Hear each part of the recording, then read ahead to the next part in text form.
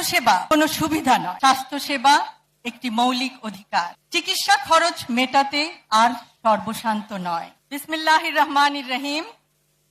আজকের অনুষ্ঠানের সভাপতি অধ্যাপক ডাক্তার হারুন আল রশিদ, বিশেষ অতিথি মাননীয় মন্ত্রী মোহাম্মদ সাখাওয়াত হোসেন এমপি, বিশেষ অতিথি মাননীয় প্রতিমন্ত্রী ডাক্তার এম এ মোহিত, সম্মানিত অতিথি ডাক্তার ফরহাদ হালিম ডোনার, শ্রদ্ধেয় আহত জুলাই যোদ্ধাগণ, স্নেহের শিশু কিশোর ভাই ও বোনেরা, সম্মানিত চিকিৎসকবৃন্দ, আসসালামু আলাইকুম।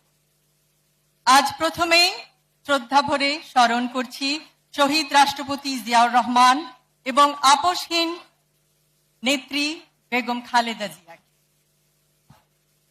আত্মত্যাগে দেশকে ভূষিত করেছেন যে সকল বীর, তাদেরকে স্মরণ করছি এবং শহীদ জুলাই যোদ্ধাগণকে।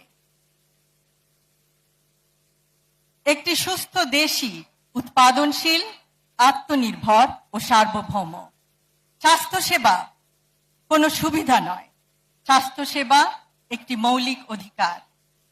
প্রত্যেক নাগরিককে মর্যাদা ও সম্মানের সঙ্গে স্বাস্থ্যসেবা প্রদান করাই বর্তমান সরকারের সংকল্প। সবার জন্য স্বাস্থ্য, এই নীতির আলোকে সার্বজনীন স্বাস্থ্য সুরক্ষা, ইউনিভার্সাল হেলথ কভারেজ। আমাদের বিশ্বাস, আমাদের সংকল্প, চিকিৎসা খরচ মেটাতে আর সর্বশান্ত নয়। মানসম্মত চিকিৎসা সেবা ইনশাল্লাহ থাকবে সকলের দোরগড়ায়। প্রতিটি মানুষ চিকিৎসা পাবে তার প্রয়োজন অনুযায়ী, সামর্থ্য অনুযায়ী নয়। প্রাথমিক স্বাস্থ্য সেবাকে স্বাস্থ্য ব্যবস্থার মূল ভিত্তি ও স্তম্ভ হিসেবে প্রতিষ্ঠা করা হবে। উপজেলা স্বাস্থ্য কমপ্লেক্সগুলোতে 24 ঘন্টা অ্যাম্বুলেন্স সেবা এবং এদেরকে মা, নবজাতক ও শিশুদের স্বাস্থ্য সেবার মূল কেন্দ্র হিসাবে গড়ে তোলা হবে। জাতীয় অ্যাম্বুলেন্স পুল ও জরুরি সেবা নেটওয়ার্ক স্থাপন, যেন সময় মতো অ্যাম্বুলেন্স না পেয়ে আর কোনো মানুষ তার জীবনে শেষ নিঃশ্বাস ত্যাগ না করে। 24 ঘন্টা রোগী পরিবহন ও জরুরি সহায়তা পাওয়া যাবে। মেডিকেল শিক্ষা ব্যবস্থাকে আধুনিক এবং যুগোপযোগী করার জন্য সরকারি মেডিকেল কলেজ ও স্নাতকোত্তর ইনস্টিটিউট সমূহের উজ্জ্বল বিশেষ গুরুত্ব আরোপ করা হবে।